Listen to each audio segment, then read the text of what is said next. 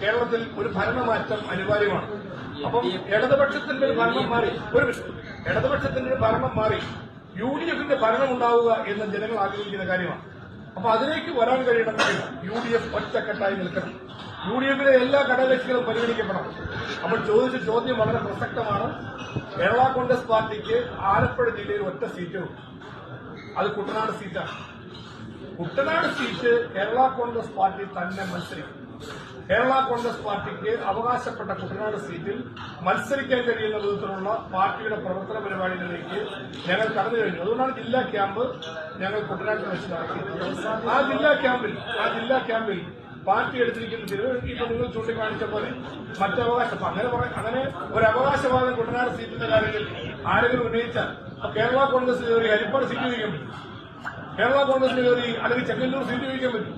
ഇതിലെ കോൺഗ്രസ് മത്സരിക്കുന്ന സീറ്റല്ലേ? ആ കോൺഗ്രസ് മത്സരിക്കുന്ന സീറ്റുകൾ കോൺഗ്രസ് മത്സരിക്കുക, കേരള കോൺഗ്രസ് മത്സരിക്കുന്ന സീറ്റുകൾ കേരള കോൺഗ്രസ് മത്സരിക്കുക എന്ന UDFന്റെ ഒരു നയമാണ്. അപ്പോൾ ഇവിടെ സീറ്റ് ചർച്ച വരുമ്പോഴാണ് അക്കാര്യങ്ങളെല്ലാം ചർച്ച ചെയ്യപ്പെടേണ്ടത്. ഏതായാലും പാർട്ടിക്ക് ഇന്ന് ആലപ്പുഴ ജില്ലയിൽ ഒറ്റ സീറ്റിലെ സാധ്യതയുണ്ട്. അത് കുട്ടനാട് സീറ്റാണ്. ആ സീറ്റ് ആർക്കും ഞങ്ങൾ വിട്ടുകൊടുക്കുന്ന പ്രശ്നം ഉദിക്കുന്നില്ല. അത് കേരള കോൺഗ്രസ് പാർട്ടി തന്നെ മത്സരിക്കും. അത് കോൺഗ്രസ് പാർട്ടി കൂടി സഹകരിച്ച് പ്രതിപക്ഷ നേതാവ് പറഞ്ഞ ടീം UDF എന്ന നിലയിൽ ആ സീറ്റിൽ ഇപ്രാവശ്യം ജയിക്കുക എന്നുള്ളത് പാർട്ടിയുടെ അജണ്ടയാണ്. അപ്പൊ എല്ലാ സീറ്റുകളിലും ഇവിടെ UDF പരാജയപ്പെടുന്ന സാഹചര്യങ്ങൾ മുൻകാലങ്ങളുണ്ടായിരുന്നു. അതുകൊണ്ട് ഇപ്രാവശ്യം ആ സീറ്റ് ജയിക്കേണ്ടതായിട്ടുണ്ട്. ജയിക്കാൻ കഴിയുന്ന വിധത്തിലുള്ള പ്രവർത്തനങ്ങളിലേക്ക് പാർട്ടി വരും.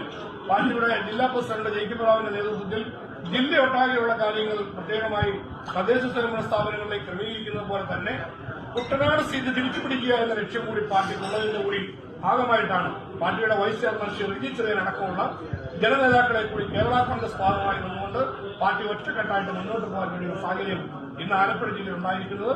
അവിടെ ടീം UDF എന്ന് പറയുന്നത് ടീം കേരള കോൺഗ്രസ്, അതും ഞങ്ങൾ ഒറ്റക്കെട്ടായിട്ട് മുന്നോട്ട് കൊണ്ടുപോകും.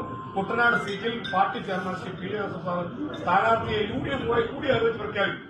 അപ്പൊ അതേക്കുറിച്ച് ഒരു ആശങ്കയുടെ ആവശ്യമില്ല. കുട്ടനാട് കേരള കോൺഗ്രസ് അതിനൊരു കാര്യമില്ല. അപ്പൊ അങ്ങനെ കേരളം ഒട്ടാകെ എല്ലായിടത്തും 2 തവണ ഏറ്റവും ചെറിയ തോറ്റത് കുട്ടനാട്ടിലാണ്. UDFിലെ ഏറ്റവും ചെറിയ 2016 2021 രമേശ് ചെന്നിത്തല ജയിച്ചു കഴിഞ്ഞാൽ പിന്നെ ഏറ്റവും ചെറിയ ഭൂരിപക്ഷം തോറ്റത് ഞാനാണ്. അല്ല, ഇപ്രാവശ്യം ഞങ്ങൾ ഒരു മിനിറ്റ് ഇതാണ് പൂർത്തിയാക്കാം. ഞാൻ വീണ്ടും ഇടയ്ക്കുന്നുണ്ട്.